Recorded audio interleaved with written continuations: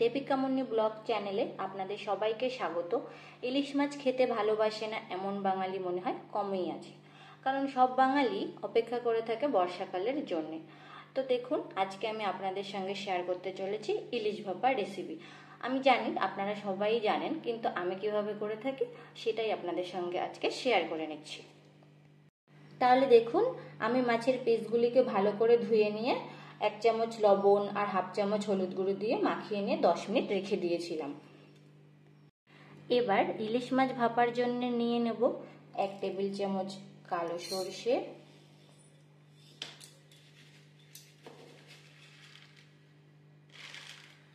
আর 1 table চামচ হলুদ সরষে।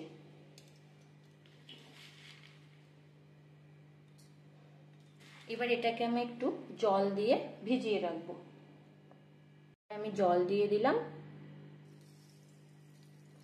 জল দিয়ে ভিজিয়ে রাখলে যে তেতো ভাবটা থাকে সেটা আর থাকে না, চলে যায়। আমি এটা ভিজিয়ে রেখেছিলাম, 10 মিনিট হয়ে গেছে। এবার আমি এটাকে গ্রাইন্ডিং জারের মধ্যে মিক্স করে নেব।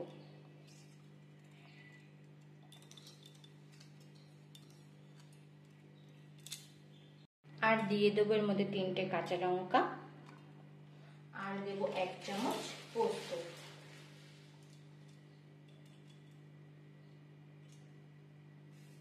এক চামচ পোস্ত। এবার সামান্য একটু জল দিয়ে আমি এটা বেটে নেব।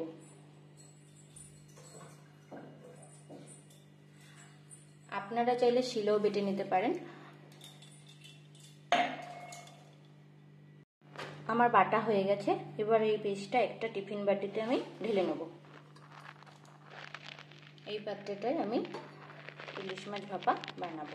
এই পাত্রটাতেই আমি একবারে সব মিশ্রণটাকে মাখিয়ে নেব। এবার এই পেস্টটার মধ্যে আমি দিয়ে দিচ্ছি স্বাদ মতো নুন,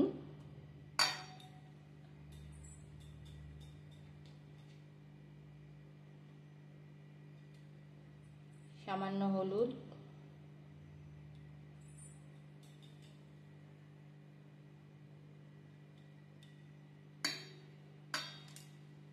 এবার দিয়ে দেবো কাঁচা তেল।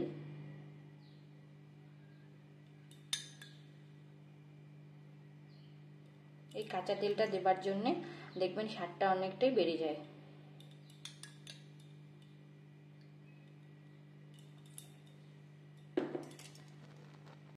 এবার 1 চামচ টক দই দিয়ে ভালো করে মিশিয়ে নিচ্ছি মিশ্রণটা।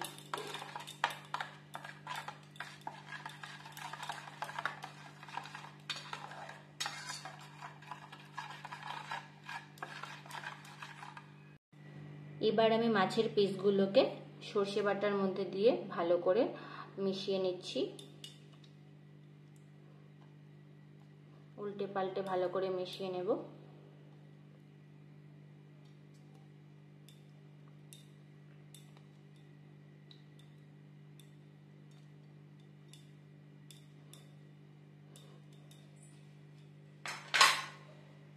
এবার দিয়ে দেব উপর থেকে চেরা কাঁচা লঙ্কা। এটা কিন্তু ঝালের জন্য নয়, এটা একটা খাবারের মধ্যে সুন্দর গন্ধ আনবে। এবার ইলিশ মাছ ভাপার জন্য কড়াইতে দিয়ে দিচ্ছি বেশ কিছুটা জল। এটা গরম হোক ততক্ষণ। এবার জলটা গরম হয়ে গেলে টিফিন বাটিটা বসিয়ে দেবো। আমি তার জন্য ঢাকা দিয়ে দিচ্ছি। এবার আমি টিফিন বাটির ঢাকনাটা আটকে দিয়ে জলের মধ্যে বসিয়ে দেবো।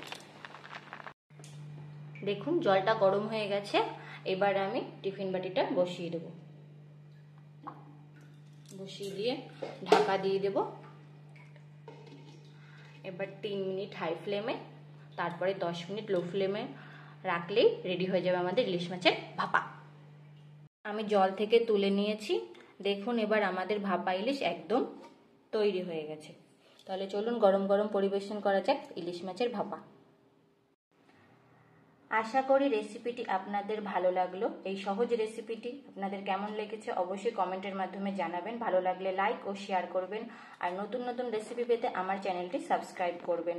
তাহলে আজকের মতো এই পর্যন্তই। আবার দেখা হবে নতুন কোনো ভিডিও নিয়ে।